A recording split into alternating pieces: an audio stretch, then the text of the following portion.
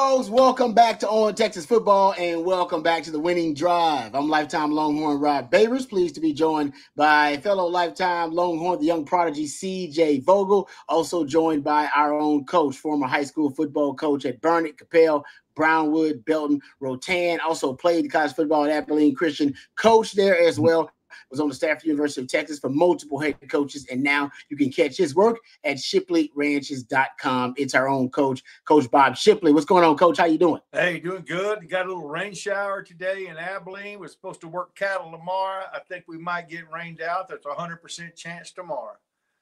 So I'll just stay home and write songs, I guess. I don't know. Whatever old guys do. Yeah, that's something else we got to get into. We learned something new about Coach last week, all of us here on the Winning Drive, that we did not share with you guys. And now that Coach has opened the door, it's like when you're in a court of law, they were like, you open the door. They try to object, you open the door. So Coach can't object to this because he opened the door. All right. Coach actually revealed to us, and I don't know how much he's willing to reveal, and he just revealed a little bit. Coach does actually write songs. That is not just him. I thought he was like, joking with us too. There is a poet inside of Coach Shipley that's battling to come out. And every now and then it manifests itself in the songwriting. Coach, would you divulge to some of the family here? It's not. It's just a hobby. It's a hobby, but it's something that's materialized. There's I've heard songs that Coach Shipley wrote. That's all I'll say. They're good. They're good. Yeah, I started writing right when I got out of college, and I went to Nashville, did that whole thing, trying to pitch songs, and they're like, we're not accepting any new material, and I'm like, this might be the next greatest. Yeah, probably is. Sure, probably is, but we're not accepting any new material. So I learned a very valuable lesson, and that is, go, gosh, Cisco, come on, man. Oh, my gosh. I've heard some of his stuff. But anyway, I learned a very valuable lesson, and that is you got to have good songs. And I didn't have good songs. I mean, they were personal to me. I thought they were – but then I got hooked up with a guy in Nashville who – was in the business, and he taught me the basics of songwriting, just make sure your rhyming schemes are consistent throughout the song and keep weaving it back into the hook and, all that stuff. And so I've written off and on ever since then. And, wow, I've been through hell really, in my life with the passing of my wife, a lot of you know about that. Some of you don't, but, she took her life a few years ago, and going to counseling and therapy, they said, you need to get these emotions out, And so how can you do that? I go, well, I used to write songs, and still do occasionally. Well, right. So, that's what I do, Wow. And so it's been really healing for me to do that. And, it's nothing will ever come of it other than me just having a good time. But anyway, it is a lot of fun. Now Jordan and his wife Sunny, they're the real deal. I mean, she had the Texas Song of the Year with Josh Abbott called "Oh Tonight." Ooh. If you remember that song, CJ Rod, I doubt you remember that song, but anyway, it's look it up. Josh Abbott, "Oh Tonight." My daughter-in-law wrote that, and we've. And Jackson is a really good singer and musician. He's done some weddings and stuff, for some friends, and so it kind of runs in our blood a little bit. And it's just a great pastime for me right now. So I'm enjoying it. That's great, Coach. Thanks for sharing, Coach. No, really, that's absolutely. Powerful. It's therapeutic as well for you. Like I said, I actually. One of the songs that I got a chance, the privilege of listening to was I thought it was really good. I thought it was actually really, really good and really well done. So thank you for sharing, Coach. And I actually have heard the song that your daughter-in-law wrote with Josh, because I actually have met Josh Abbott a few times. He used to come on the radio show when he was in town and stuff like that. He's a big Tech fan, right? Josh Abbott. He is. And when Tech was playing at Austin, Mm-hmm. When I was on staff, he called and wanted me to give him a tour of the facilities. I said that's fine as long as you don't wear any red, and he graciously didn't. And I showed him the facilities, and we had a good visit. He's a good dude. Yeah, he's a good dude. No, he's a big football fan though. He used to come on and just talk ball. The Big Tech fan, but he's a good guy. So I actually did hear that after I heard that song before back in the day. So the talent in the Shipley family, folks, it ain't just about ball. All right, they got a lot of different talents running through that gene pool there. So we appreciate Coach sharing his talent with us. So all right, I don't know, Coach, ever want to share the songs with you? That's something different. You got to get real close to Coach to get that. But let me go. I do it, because I didn't even know this was a thing, and then I thought Coach was messing with me. Then I got you thought it. Yeah, you thought it was a joke. Yeah, I thought it was a joke. I was like, Coach, I think it was like 5 minutes in. Coach was like, I'm serious. I'm like, Coach, are you serious? Because Coach he's just joking. Straight biker as opposed to gay biker. Album coming soon. I didn't even look at it. I just hear these. I just hear little things, and I find these little things to write songs about. And one of them I wrote back years ago. It's called "If You're Gonna Leave Me, Then Wait Till I'm Gone." And just little stuff like that, and so I just kind of ride around that. But I don't know about the straight biker song, but anyway. Gabe Ikard is where it all started. An analyst for Oklahoma football. I just hope Matthew is not keeping a running clips of all my moments where he puts the meme up of the guy going, that'd be too long a list. Yeah, it would be a long highlight list to show my moments that I've showed my behind on this show. But, bunch of them, including the. Coach has more. There are more running jokes with Coach on this platform. There it is. Than anybody else. CJ's got a good one with his hat throw, but Coach Shipley's got like 4 or 5 of them. I mean, what are they going to do? Fire me? Yeah, there you go. What are they going to do? Fire me? I mean, I'm retired. It's really nice to be able to say, here's my keys. I'll see you later. That's why I don't think people are saying, "Oh, is Coach still coaching?" I was like, I don't think Coach is going back to coaching. Ain't no way. There's too many skeletons come out. There ain't no way. I was like, not with the stuff that Coach talks about. We're just going to put him in a country song. Yeah, there you go. They make great country songs. That stuff makes good country music content.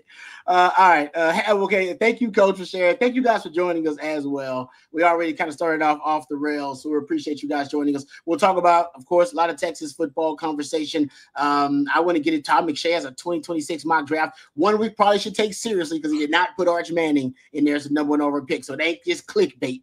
All right. So we'll get into that coming up a little bit later on. Also, I want to get Coach's thoughts. I know we've talked a lot about the latest commitment for the Longhorns, Matthew Caldwell at quarterback. I want to get Coach's thoughts on it because we haven't heard what Coach thinks about this. So I want to get Coach's thoughts about that. We'll probably start off having that conversation. Also, I want to get into Pro Football Focus is starting. They're ranking their best prospects that you should be looking at coming out for the 2026 draft at certain positions, and they were looking at running back.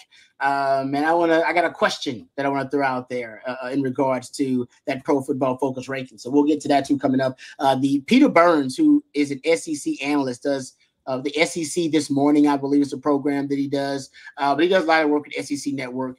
And he had something to say about Texas that was a bit shocking in a good way, but it still was a bit shocking to hear him saying what he's saying about this 2025 Texas team.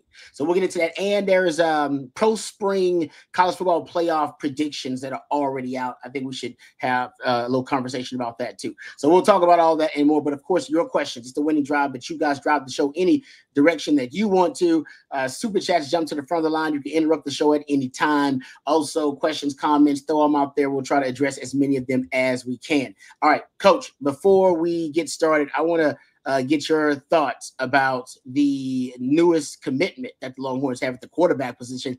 This was probably shocking to a lot of people. I was surprised. I had somebody behind the scenes tell me that they were looking at another quarterback. And I said, nah, I don't know what to do with that. So I'm just gonna, and it never happened. And I was like, okay, I'm not gonna worry about it. And then they get this quarterback, and then I had to go back to the person that told me, hey man, they were looking at this. He's like, yeah, they were definitely looking at a quarterback. So apparently they had been looking for a QB. Like there was not something that they had been looking for one. This was the best possible option for them. Matthew Caldwell coming out of Troy. I got a chance to watch film on him today, so we can kind of talk about his skill set a little bit because I hadn't got a chance to actually watch. I watched the whole game, a couple of games that he had played. I wanted to kind of see him with command of the offense, struggle, how he responded to adversity, all that kind of stuff. So I got some notes, but I want to get your thoughts, Coach, on just the Longhorns bringing in a quarterback, kind of what that means in terms of roster construction and all of that, because it is a bit surprising because I did not expect them to be bringing in a QB at this point. No, I didn't either. And you've got to think it's an insurance policy. And, I'm telling you, there's nothing that I've seen from Trey Owens that makes me worried about him coming into the game and having to get us out of a game because he is a straight baller. I mean, in my opinion, Trey Owens, if we can keep him, will be a great quarterback, on the 40 acres. I would have to think he's just an insurance policy because after Trey Owens, who do you have? You've got young guys that don't have any experience, and so I'm not sure. I think this kid is the thing that stood out to me is he's got a quick release. Mm-hmm. He is a good sized quarterback, carries himself well. It is a little bit of a head scratcher, but if we've learned anything from Sark, it's that he's got a plan. Yeah, he does. Yeah, he's got a plan, and we're not sure what that plan is going to look like. And I think this kid's rolling the dice a little bit, thinking that, if something happens to Arch, that he thinks he can compete for the spot. He's going to be dang good to beat out Trey Owens. That's all I know. I mean, Trey Owens is. I hope we can keep him because he is the future, in my opinion. Mm-hmm. After Arch leaves, but overall, I think it's a good insurance policy. Mm-hmm. I don't know, why the kid didn't, maybe choose FBS school that, needs a quarterback right now so he can get on the field. That's my question on that situation. What did you think about him, Rod? Yeah, no, I agree with you. I was a little surprised. Now going back to Washington, I was like, well, I think he could have gone somewhere to actually start for some FBS program.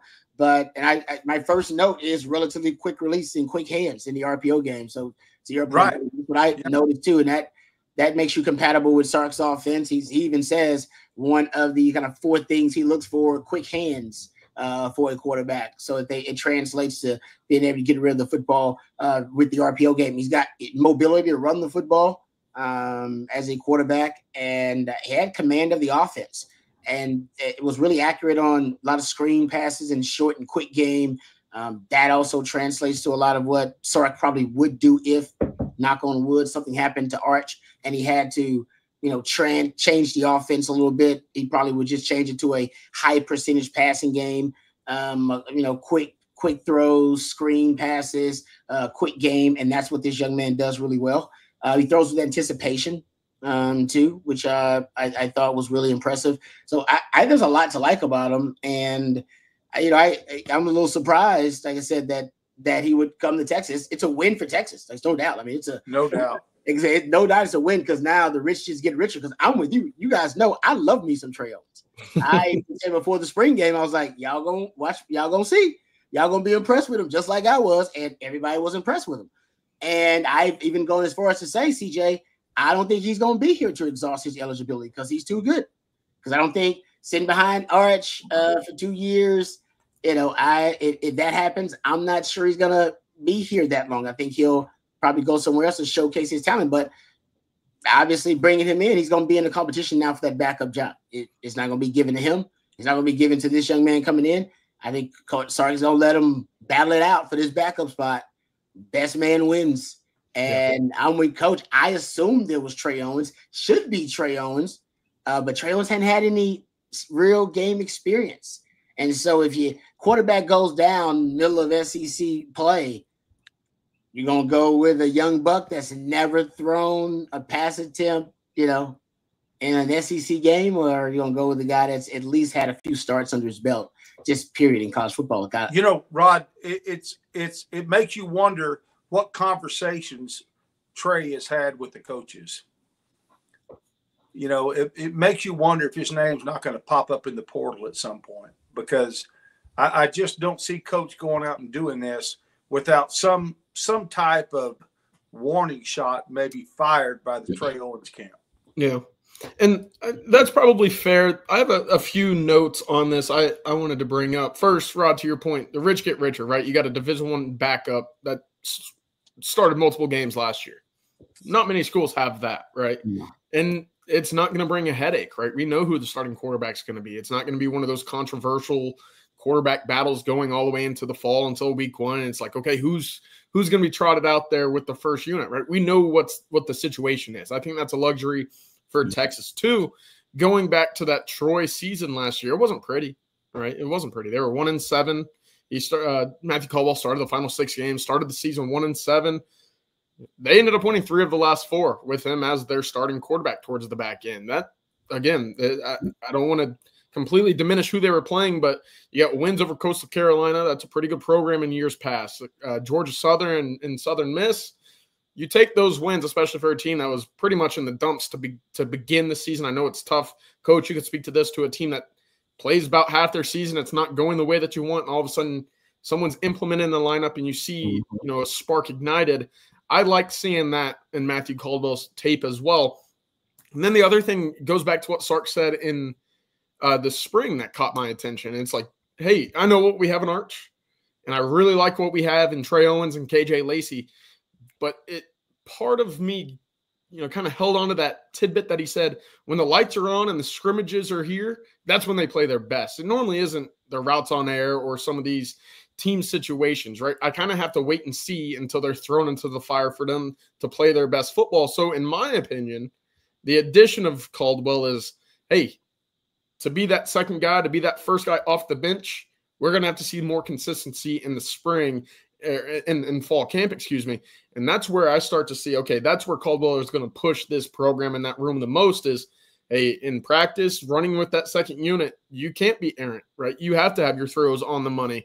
And that's really where I start to see this addition start to, I guess, make its biggest impact is with Trey Owens, with KJ Lacey, just, kind of making sure that they're more accurate, on top of things in the practice room before anything else.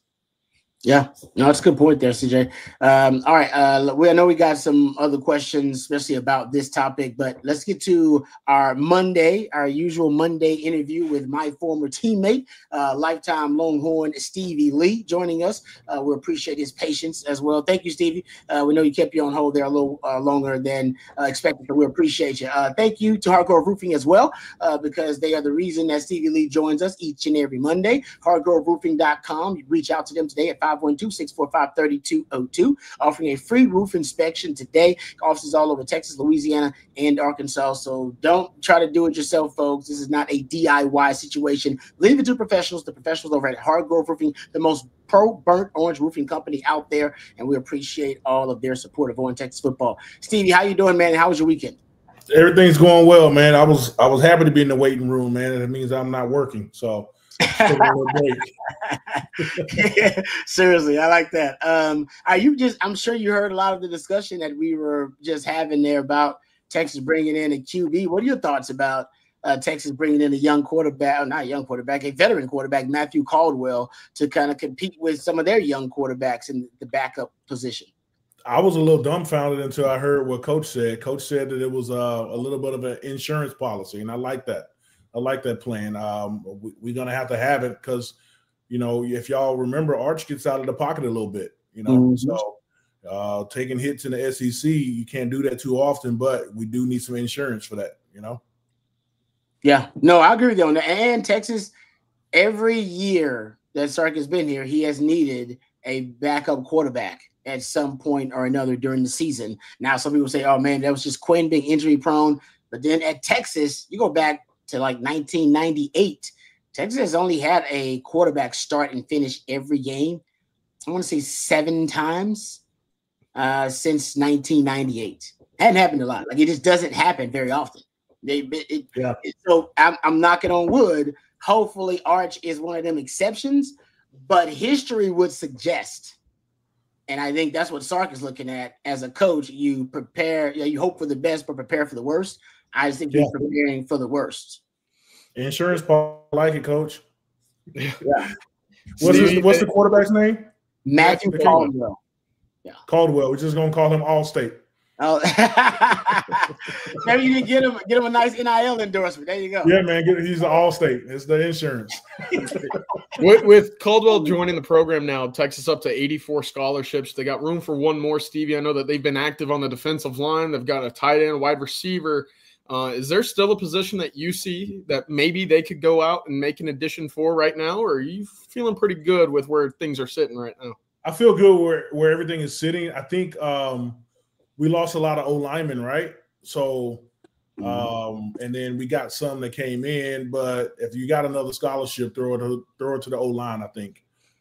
See if you can go out there and get somebody else that has some veteran some snaps to him already. Yeah. Preferably snaps in the SEC already. Yeah. No, I've been doing that. That's the trenches is big, man. The trenches is big. I think it's hard to find O-linemen in the portal. I don't think it is. Yeah, I think when teams invest in the trenches, so they keep those guys around. But we shall. That's a good point though about Texas losing a lot of O-linemen. I think they've been stockpiling those guys for a while, so they like what they've gotten. Let me ask you about something, Stevie. I don't know if you've been keeping track of kind of the national conversation about the House settlement and all that kind of stuff we've talked about a little bit, right? Yeah. About the revenue sharing that's on its way and that lawsuits that will be settled. Recently, President Trump was speaking at Tuscaloosa. I don't know if you guys heard about this. And he was being introduced by Nick Saban when he spoke to the crowd. Well, Nick Saban apparently got the president's ear for a little bit. And I don't know what happened in the discussion, but as a result of that discussion, President Trump is considering an executive order that would increase scrutiny of NIL payments and the future of college athletics. I'm not making this up. This is at Wall Street Journal reported this. So to add even more a layer of already a complex issue, you may get even more complex because you may add a layer of politics to this because apparently Nick Saban, Tommy Tuberville, they got the president's here, and he's considering it. And you can't really predict what President Trump gonna do. So you can't. If that's you cannot predict it, man. He's our president. He's the president of these United States. So and he has power to do whatever he wants to do. It's just all his executive orders have been killing my industry right now. And then what he said last night is killing the movie industry, and then doing this, I don't know if it's going to kill the college football industry, but it's up. I heard what Saban had to say, and I know what Tuberville has to say. I hope that they're getting a diverse group of thought when trying to make these decisions and answers, because there's no right answer right now, right? We all got to come together and try to make this correct. What happens is these kids need to get compensated for their likeness, image, or their name, image, and likeness, and then now they're talking about revenue sharing, which is fair because these kids are on the field breaking bones and ligaments and things like that and not getting a part of anything. So there's something that has to change. I'm not sure if Donald Trump has that answer or just Nick Saban or Tommy.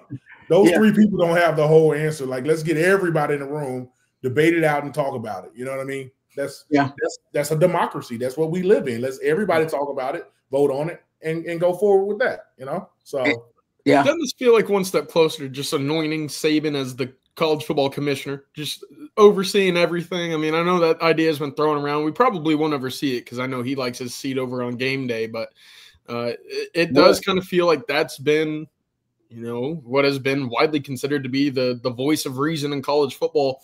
But we know where he sits on the aisle in terms of NIL, right? That was one of the big reasons why he said, hey, I'm cool with coaching football. I've done what I wanted to accomplish. This isn't the era of college football that got me in, and now it's not something I want to be a part of now. That's a big reason why he stepped away. So, before the House settlement comes down, I wonder if there is anything that could happen beforehand to expedite that process. And again, I don't know what that might entail in terms of, a cap or not, because we just talked about the report a week ago that said Texas is reportedly spending $35 to $40 million on this year's roster alone.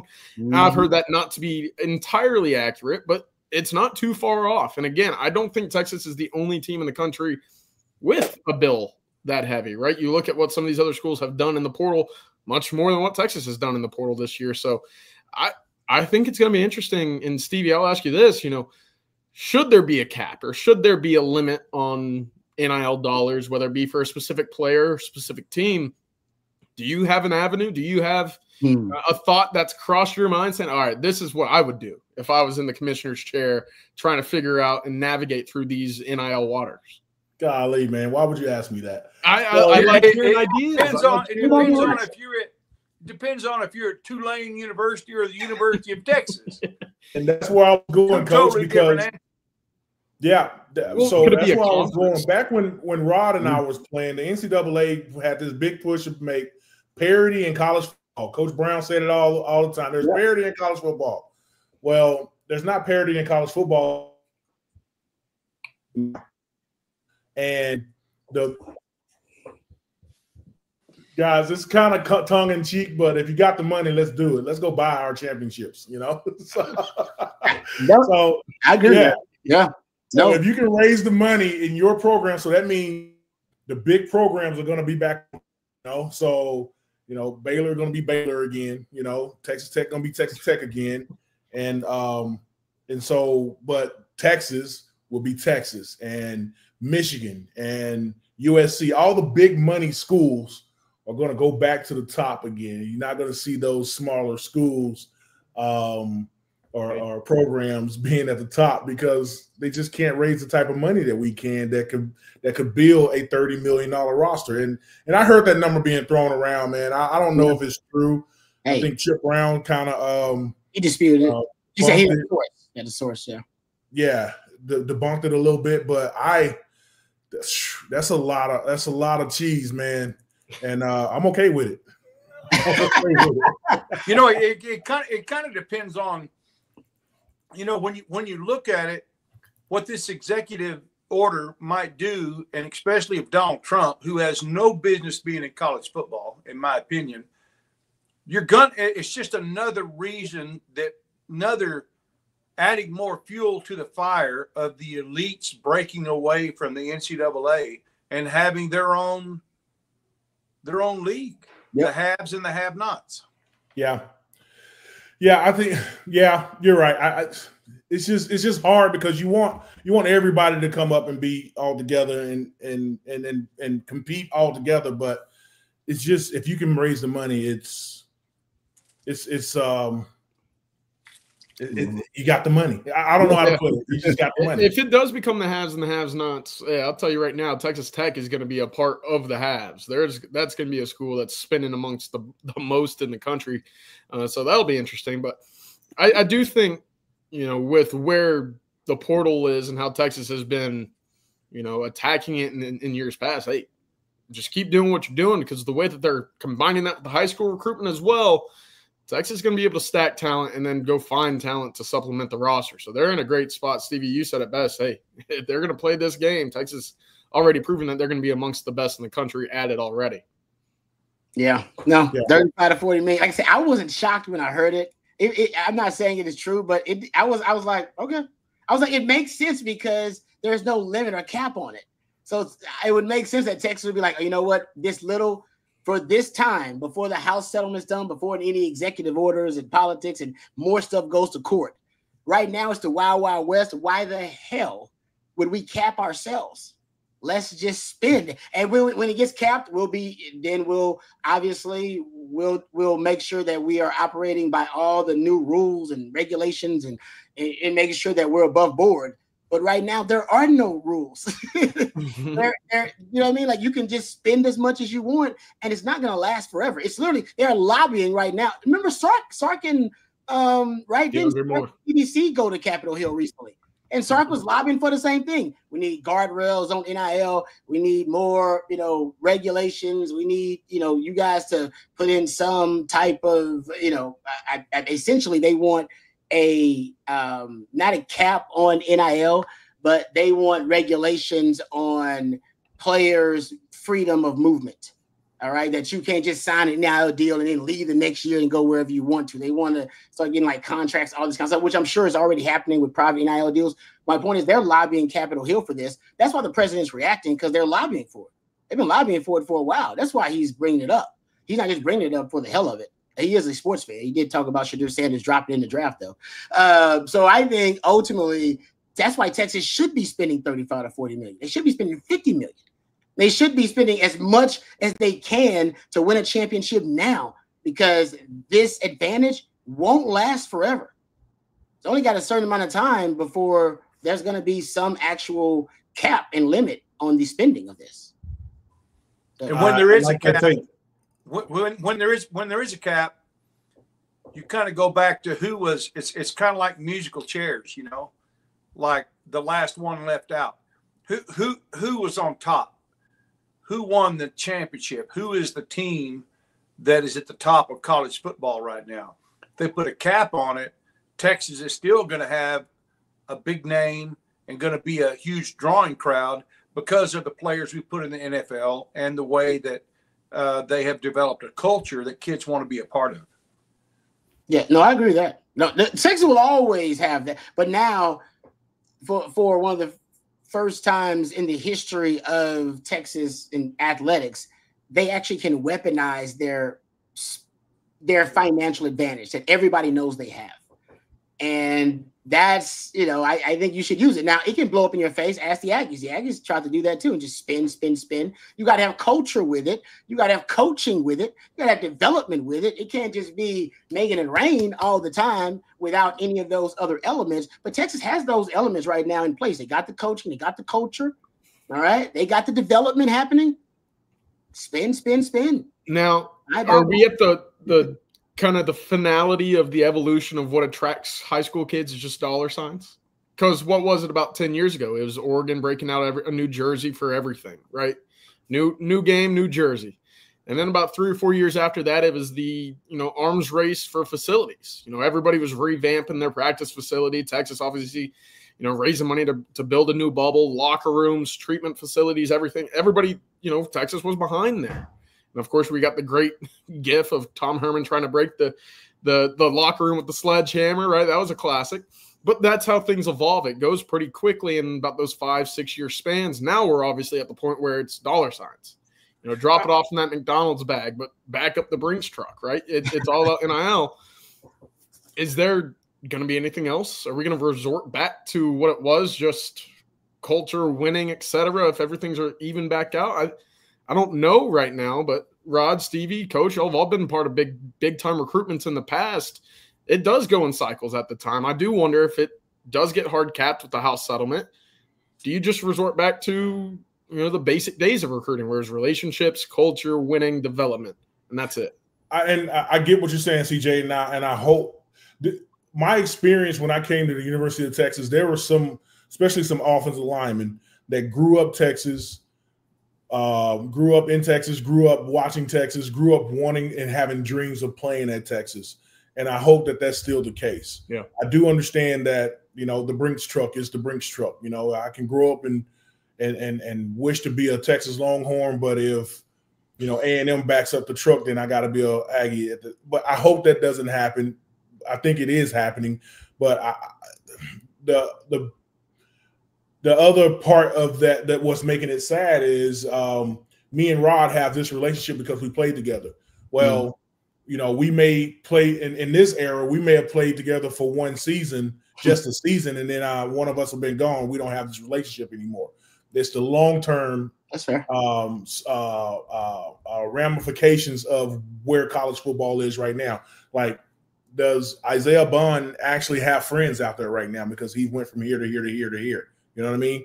So I know I can call on Rod and Rod can call on me because we've been through something together because we had this, and all of our brothers that are out there right now. I get texts and phone calls from people all the time because we stayed together. In this new college football, don't know they're getting much of that. Damn, that's deep. That's a good point. That's deep, Stevie. Because your relationship, I heard guys will be hanging out with coaches all the time, right? Your former coaches. Your relationship with Coach Brown, my relationship with Coach Brown, with Mad Dog, all those relationships. You don't have Coach Akina. If you're only with that guy for a year or two, you don't have that as much. It's a great point. That's one of those unforeseen consequences I don't think anybody thinks about, but you're right. That will have an effect on. And I feel like that I am a Longhorn for life. I'm 44 years old talking about my Longhorns on a podcast with one of my friends. I don't know if that happens in the next 5-10 years, with guys coming back to say some things about their some of these guys that played at Texas, are they going to talk about Texas? Or are they going to talk about Georgia or Houston or wherever they came from? Or are they going to talk about, is this Texas? You know what I mean? So hey, Quinn Ewers. Quinn missed out on $5-6 million extra dollars. Decided, I'm good. I want to be a Longhorn. I want to be a Longhorn going forward. I don't want to go. I think that kind of stuff matters, but as my man CV throws out here, the 4-year decision and the 40-year decision. Right now, the 4-year decision is winning, and I get it because the 4-year decision might net you $4 million. So I get it. I get it. It's true. That's what's up. Stevie, thanks, man. I'm sorry we kept you so long today, but you always got such good stuff to say that we always gotta maximize our time. So thank you so much for it. No problem, man. And shout out to my man MP Houston. He's on here. I saw your comments, man. It's my guy. And then, Coach, I didn't hear all of your story, but man, I didn't know he was a songwriter. I'm gonna have to come out and sit on the porch and listen to some of your songs, man. I bring the beer, you bring the songs. I love it. Oh man, look at that. Yeah, that's from back in the 90s. That's a song I wrote about Nolan Ryan. That got a little airtime on WBAP in Dallas.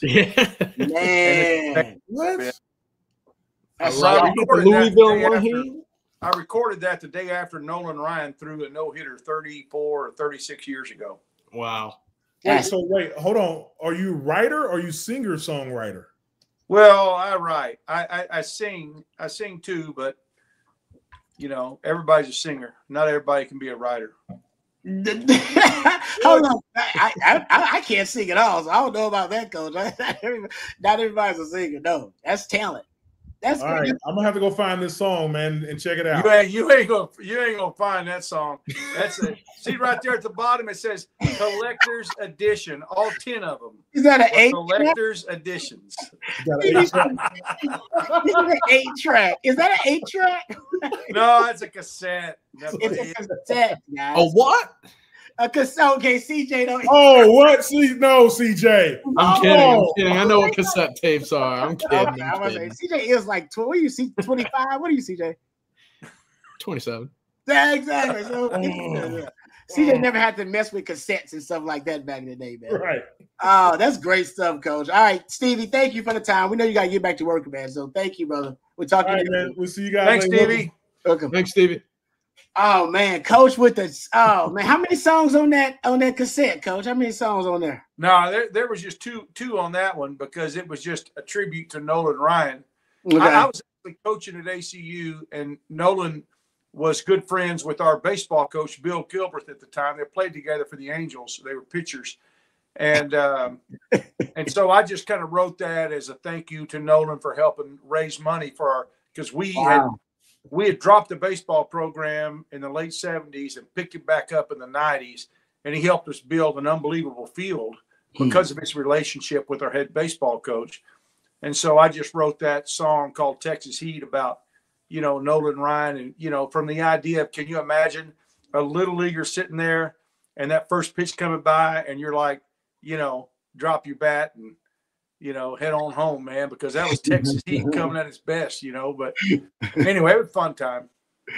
That's awesome. That's a cool pick too, though, Coach. That's right. That's in your prime. Hey, Greg, heard it on WBAP, man. Hey, there you go. Showing your age, Greg. Showing your age.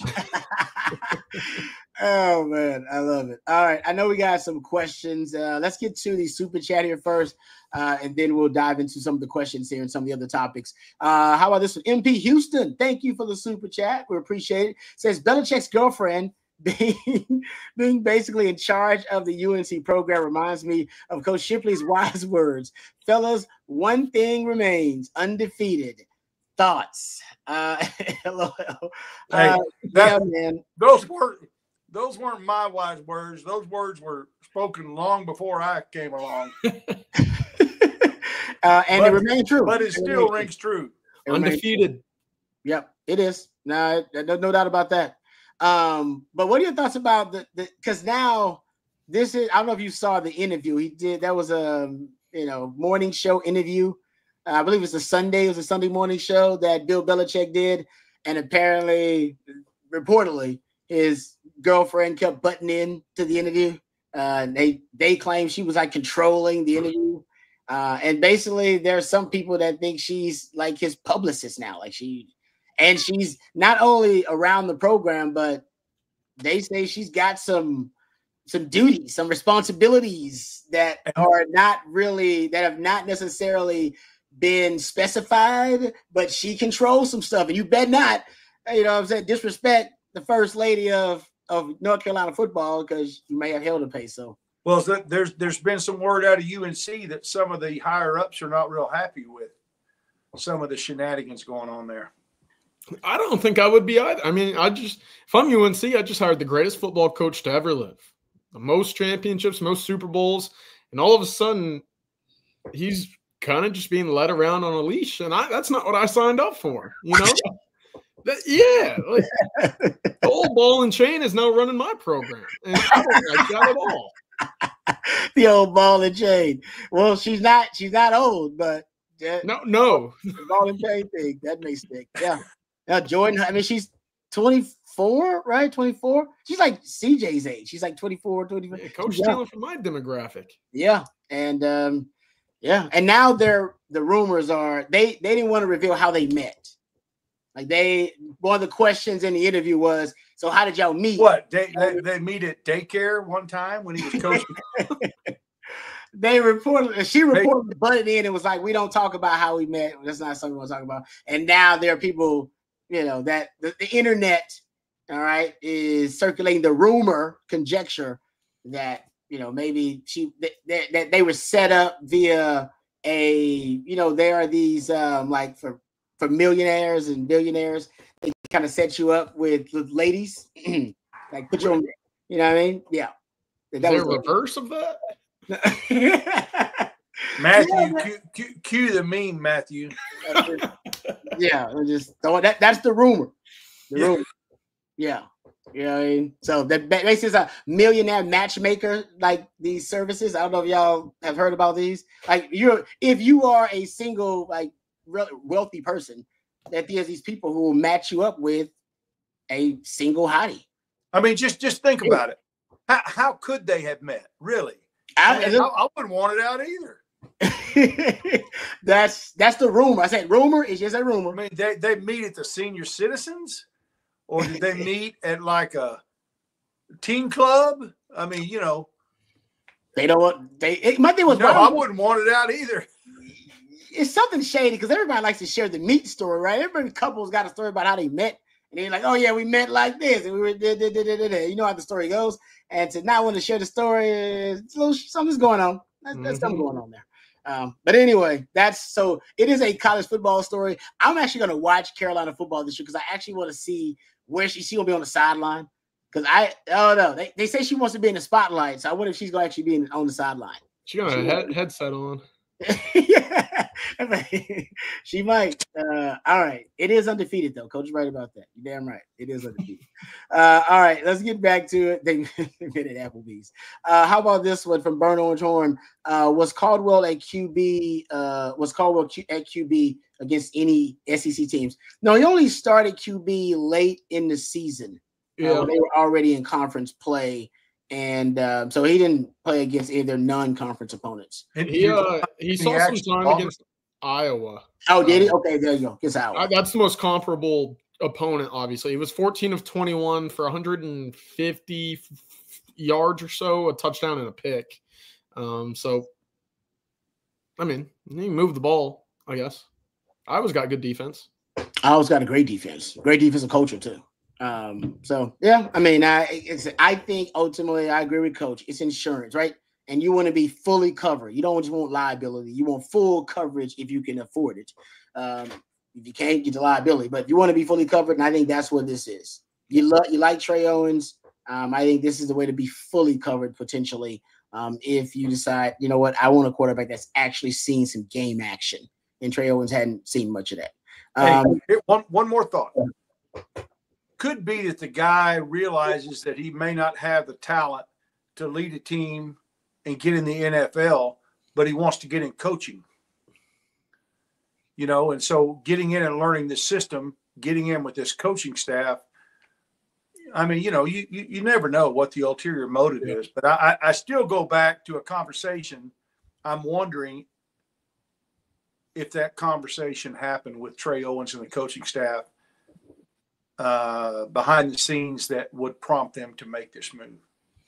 I think that's a good point, Coach. I do.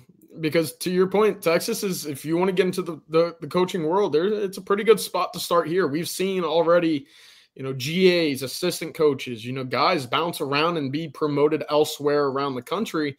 I would assume, given what we know of Texas, this program, Steve Sarkisian, that Texas isn't going to just fall off of a cliff after this year or 2 years from now.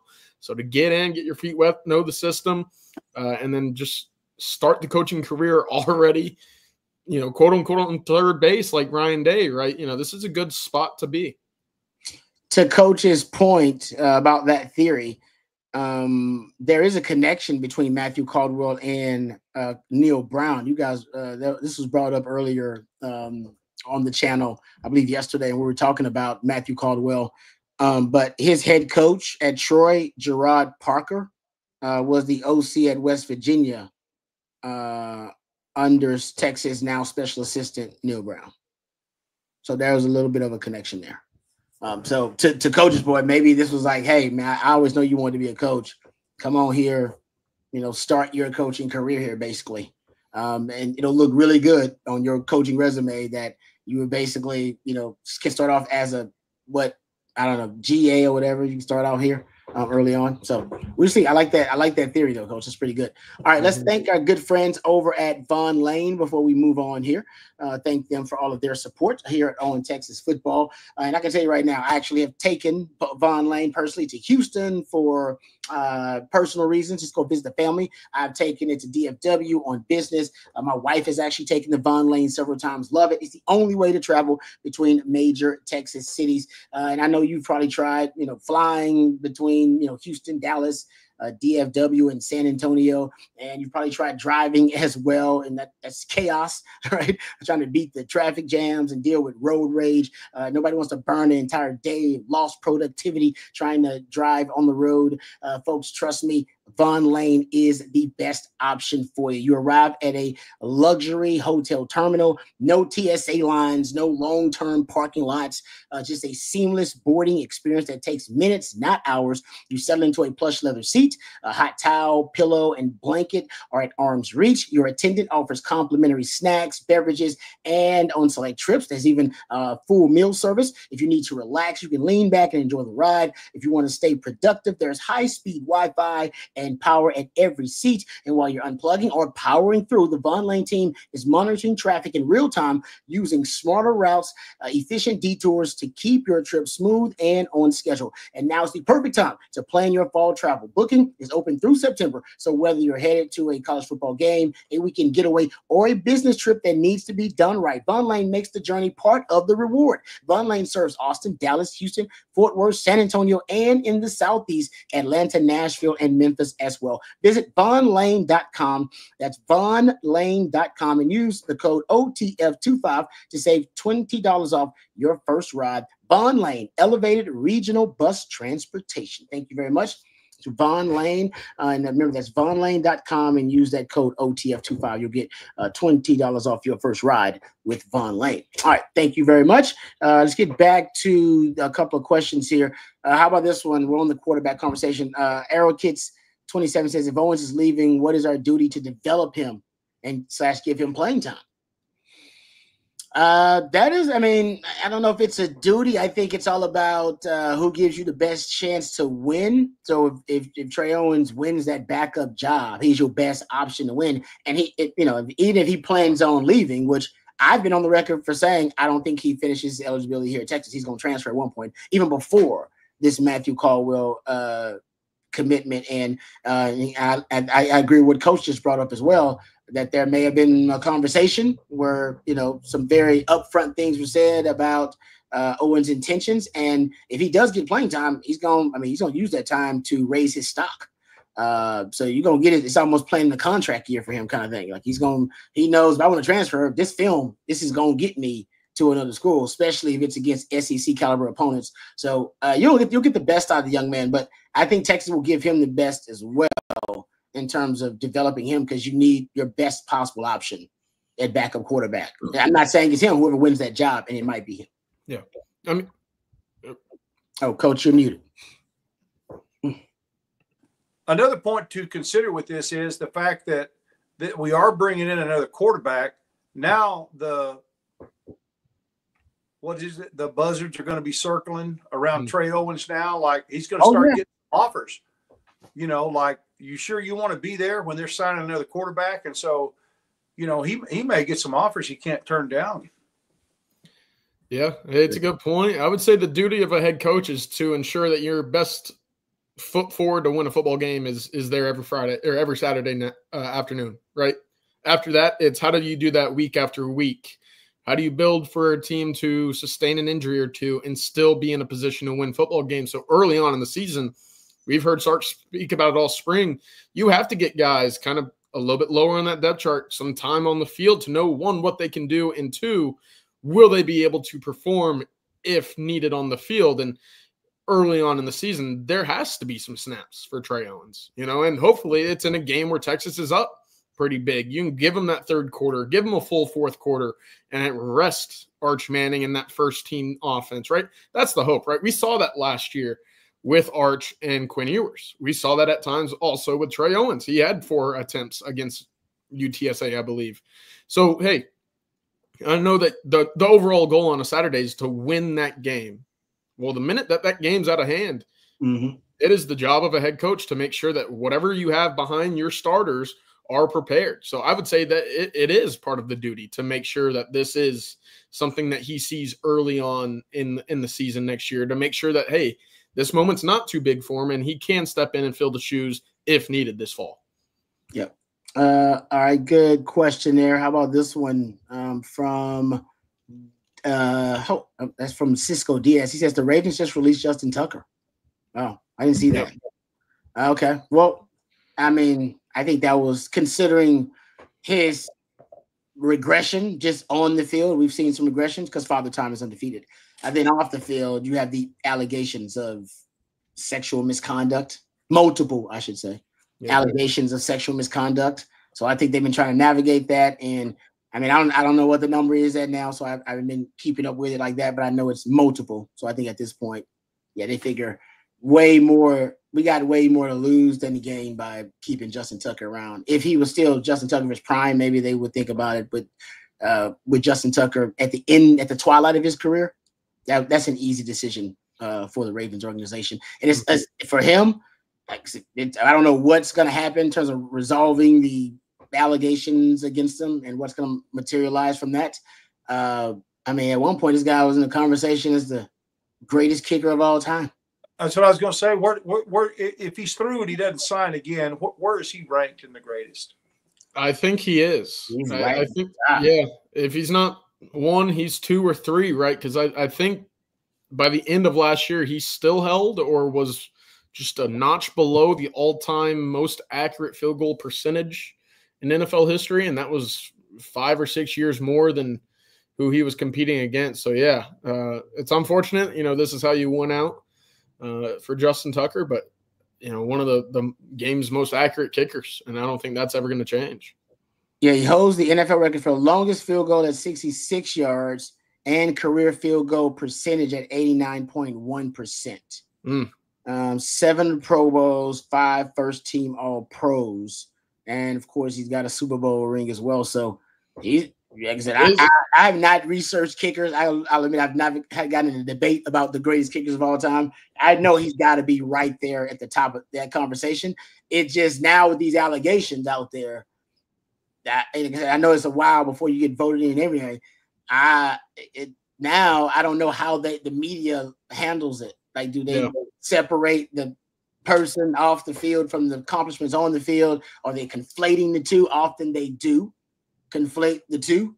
So I don't know about the Hall of Fame candidacy for him, considering the I'm not saying that he never will get in, but it ain't just a slam dunk first ballot that I think expected. Yeah.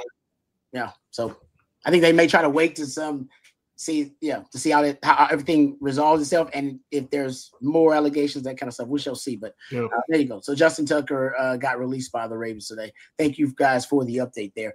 How about this one? From Texas Boy Wenda? Says, whom do y'all anticipate being selected to the All SEC team? Any surprises? Okay, it's easy. I expect Colin Simmons, Anthony Hill. And those are 2 easiest ones. If Arch makes it, then that's, to me, you've had a heck of a year. If that's exactly, yeah. I figure if you make all 3 of those, you got a hell of a year. But I say definitely Colin Simmons, Anthony Hill. Like, those 2 are guaranteed, in my opinion, to be All SEC. Look, I haven't done my due diligence in rosters and depth chart just yet for most of these teams. I'm familiar with the Oklahomas, the A&Ms. But there's part of me thinking that Manny Muhammad's going to have a good year. And there's part of me thinking that the SEC just sent a lot of guys in the draft again this year at cornerback. That's good. There could be a path. I think that Manny might surprise some folks. That's good. Yeah, that would be it. Would that be a surprise? Is that a surprise one? Yeah, I guess it all depends on what your expectations Manny were. Seeing how he's kind of been talked about since the conclusion of the postseason run, and a lot of that talk coming from message boards, Twitter, from Texas fans. Am I off saying that a lot of folks are kind of low on him coming into this season, or is it just, hey, we didn't necessarily like what we saw. We know he'll bounce back, but to be that number 1 guy, you got to play better. I feel like there's been, maybe some folks are a little lower on him than normal. Same thing was said a year ago about a DB that won the Thorpe. Yeah. I mean, turnaround. I think Trevor Goolsby could be one of those guys as well. I like that. That's good, Coach. I like that. That's really good. I like that. You think Jack Andrews could play into that conversation? Is that a surprise? No, he should. He could be in that conversation. I mean, he's one of the best tight ends returning in the country. Yeah. I agree with that. He should be in that conversation as well. Man, I want to say I would love for Texas to have a receiver there, but receiver is a very unpredictable position because productivity means so much. And I will say this, CJ, if you said, don't you think Ryan Wingo's going to be a 1,000-yard receiver? Are you still backing that? Because that happens, he's definitely going to be All SEC. It might sound a little crazy. I think DeAndre Moore might lead Texas in receptions this year. Oh, okay. All right. Oh, okay. A little change up. Yeah. Oh, I like that. Okay. Now the big play ability of Ryan Wingo might outweigh that of those receptions of Moore, right? So you could obviously have one flipped in the other, but I got you. You know, and look, we've obviously seen the big playability from Arch to Moore and Wingo already last year. So hey, maybe it's just both that have big years. But I think DeAndre Moore might be the guy that they target the most this fall.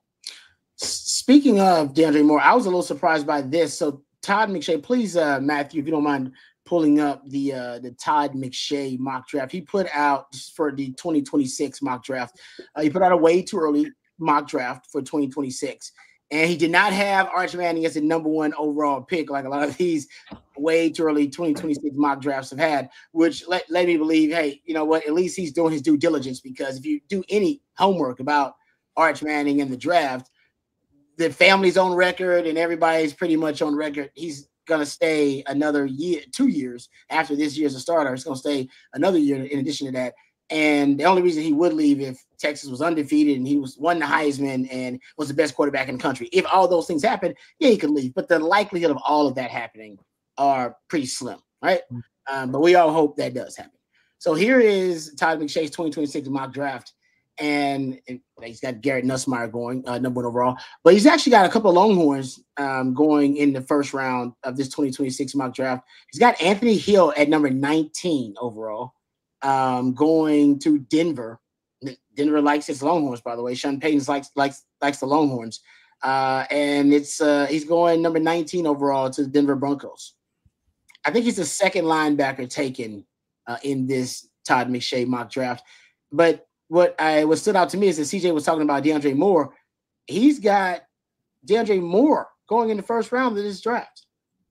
Oh, wow. Yeah, that's what I said. Yeah.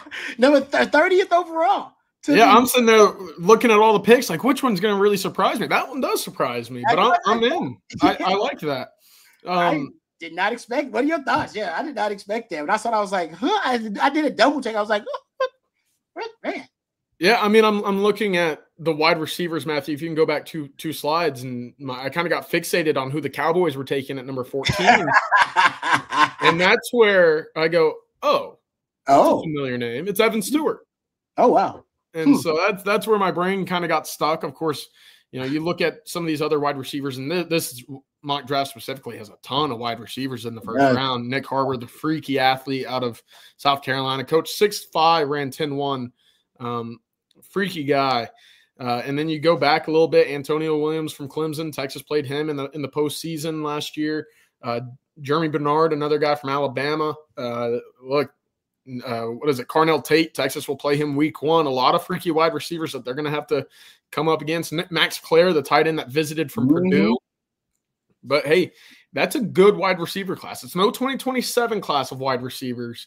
But if you're already in this conversation to begin the season for DeAndre Moore, I think that there's something there. And now that you're coming into a season where you could be the number 1 or you could be the number 2, you're not buried behind a Matthew Golden, Isaiah Bond, or a Gunnar Helm in that regard. You can come out and make some big-time money in the NFL. And I don't know if I'm predicting a first-round pick for DeAndre Moore just yet, but I'm certainly saying he's going to have a big-time year for the Longhorns in 25. Well, Todd McShay agrees with you. That's why I brought up. I was like, well, CJ. I like that. It kind of threw me for a loop, but listen, Matthew Golden, coach, nobody saw that coming. Nobody saw Matthew Golden's draft stock. Probably, if you honestly, other than Cam Ward, probably. And maybe Shadur, considering the drop. But there's not a more drastic shift in draft stock than Matthew Golden, who's considered, he'll be a middle-round pick. He's probably an NFL guy, mid to late round, and now a first-round guy. So Sark's offense can, it can do that for a guy can do that. Do you see that do you see first-round, about wide receivers as much as anybody, if not more than any of us. You see first-round wide receiver in DeAndre Moore? Coach? Not right now. I don't. Yeah. Not, like I said, shocked me. I mean that that obviously can change, and it depends on how long it takes him to get his mojo back. Yeah, that's a good point. Yeah, no, like I said, that surprised me more than anything because he's got the quarterbacks early on. Garrett Nussmeier is his number 1. He's got Lenore Sellers, though. He's big on Sellers, guys. He's got him going number 4 overall to LA. He's got Cade Klubnik going number 5 overall. He's got 5 guys from Clemson. My bad. Yeah, he's high on Clemson. Wow. In terms of the talent. I would say talent. People are not talking enough about Clemson, though. Like, I would say Clemson is going to be good next year. Like, I believe that.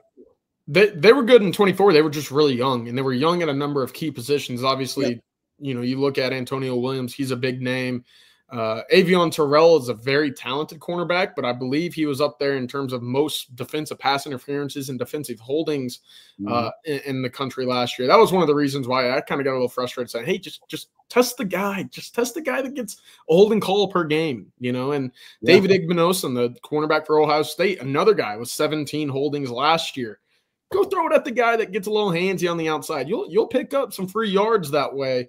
But that's a big mark for him. I'd be interested come the end of next year. Where does Manny Muhammad kind of sit in that conversation with an Avion Terrell as well? Yeah, that's a good. I agree with you about that. I remember you bringing that up last year. It was a great point. He's handsy. That would be the term. Okay. One other thing to bring up though about this, I will say, Anthony Hill at 19. I think Anthony Hill can be the first linebacker drafted if they utilize him as a pass rusher more. Remember I said he should at least have, I want to say, man, how many pass rush snaps he had in his career? I want to say he's at maybe like 80 or 90, 80 last year. Like he did not have 100 pass rush snaps. I think if you want to get him to like close to 100 pass rush snaps, like I think if you do that, I think he'll get double digit sacks. He had a 30% pressure rate last year. Sign me up. 8 sacks. I think he, and maybe that's why they're doing a lot of this cross training with the guys. I'm hoping that's the case. If you do, he'll be the first linebacker drafted because they'll look at him as a pass rusher as well as a linebacker. He'll have an added value of having the best pass rushing linebacker coming out in that draft, which I think he is, by the way.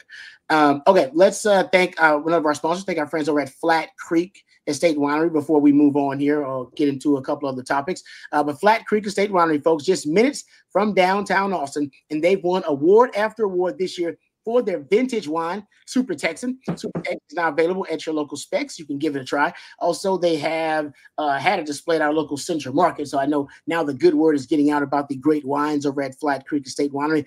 Not only do they produce some of the best premium wines on the market, but also Flat Creek is a gorgeous venue with barbecues and wine tastings every single weekend. It's perfect for a day date with your significant other or a weekend getaway with your significant other. That's Flat Creek Estate Winery, flatcreekestate.com. We really appreciate all of their support of On Texas football.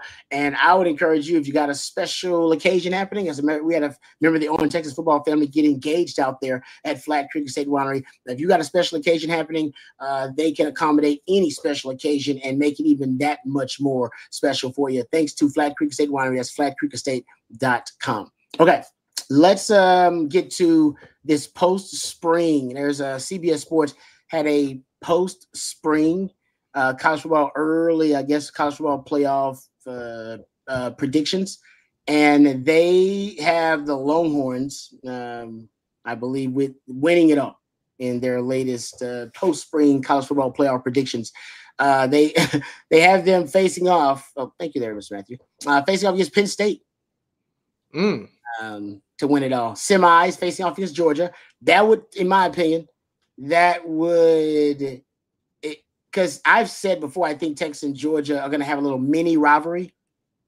So to me, that would track because it almost feels fitting that you got to get over Georgia at one point to finally get to the mountaintop and then get all, you know what I mean? And Texas hadn't been able to get past Georgia. And we talked about last year, Georgia just being a bad matchup for Texas. Is it schematically? Is it culturally, philosophically? What is it? So I do feel like it's fitting and almost, Shakespearean irony that Texas has to beat Georgia to finally get over the hump. And then they play Penn State. And by the way, Penn State kind of follows right now. They track as a team I could see getting to the championship. They recently hired Colton Nickey a couple of years ago as the OC from Kansas. They just hired Jim Knowles, big money. Think about the teams that have won the national title recently.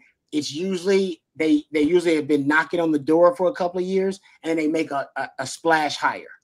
It was Chip Kelly for Ohio State recently. Remember Joe Brady for LSU. It was Todd Monken for Georgia when they finally brought him in, and then he kind of put them over the top. Even if it didn't happen immediately, it happens with like a year of two of them finally getting to the promised land. So Penn State does, with a veteran quarterback, they do fit what a lot of recent championship teams have had going into that season. But what are your thoughts, Coach? I'll throw it to you first. They say the Longhorns are going to win it all this year. It does seem like it could be a sneaky year to take the crown because there doesn't seem to be a team going in that is the favorite or dominant favorite. Yeah, can you imagine being in the Big 12, winning the Big 12, and then your first two playoff opponents are against Big 12 teams? That just ain't happening. No rest for the weary if this is correct. Got to play two SEC teams right out of the gate. Yeah. Just to get there. It's daunting enough to make it through the SEC schedule. Granted, you don't play every team every year, but we sure seem to have enough Georgia on our schedule for the past few years. It would be nice to get a break from those guys, but it is turning into a really good rivalry, really, I think. Yeah. Dating back to really 2018 when we upset them in the Sugar Bowl. Gave us a little, bragging rights on them because, they thought they should have been in the national championship game, and they didn't really show up to play until it was too late. I remember that. That was big. Yeah. Looking at this thing, what a gauntlet of a run that would be for Texas. I know you get the 2 seed, but hey, here's Alabama and then here's Georgia just to get to the national championship game. That doesn't sound too fun. I'll be completely honest, but I like Penn State this year. I don't like Drew Lohr, and I don't think I ever really have.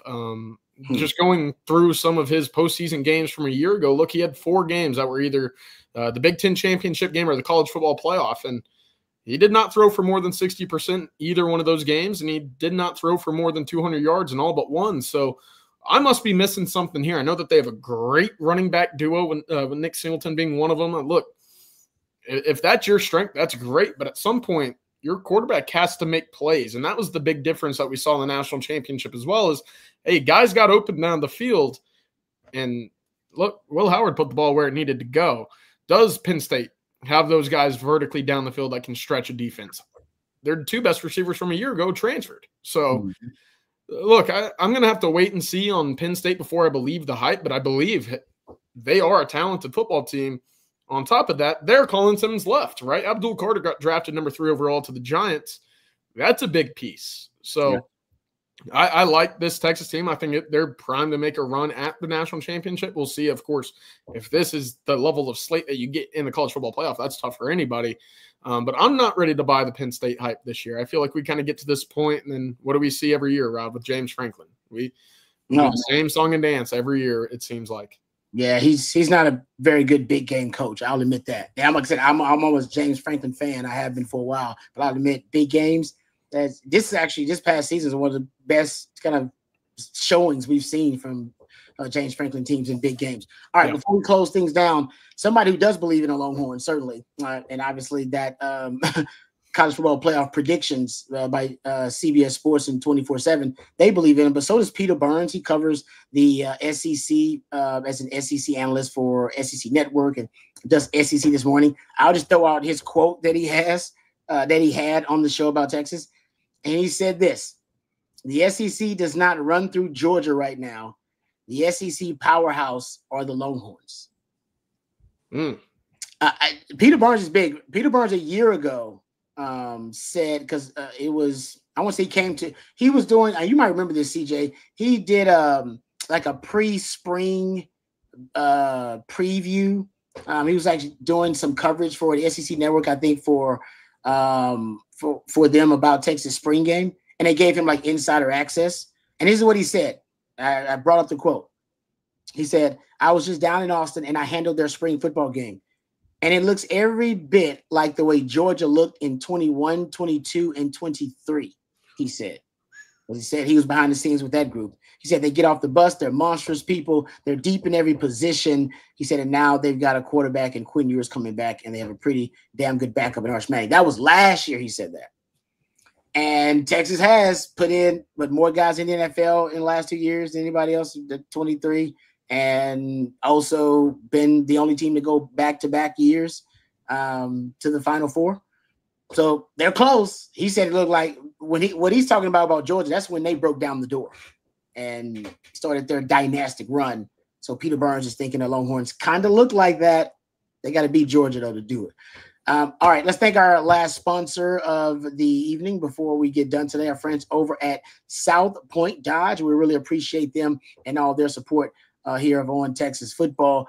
You can score an easy extra point this season when you get to the point with our friends over at South Point Dodge. South Point Dodge, folks, right now offering a great deal. They have over 600 vehicles in stock right now, including the all-new 2025 Jeep Wrangler. Get the real deal today and drive away in the Jeep Wrangler, a vehicle built for adventure. Plus, you can get the employee incentive pricing. That's my friends over at South Point Dodge. That's our fancy way of saying you get the employee discounts. You pay what the employees pay right now at South Point Dodge. Nobody offering you a better deal than that. So score big today at South Point Dodge. Go see their inventory in person off of I-35 in South Austin, or you can go to southpointdodge.com. You can see their fantastic inventory there as well. But don't forget, employee incentive pricing. You won't get a better deal than that. So it doesn't matter if it's a new car that you need, a used car that you want, you got a trade-in, you want a car, or you want a truck, whatever you need. Our friends at South Point Dodge are Austin's automotive everything. So check them out, southpointdodge.com. And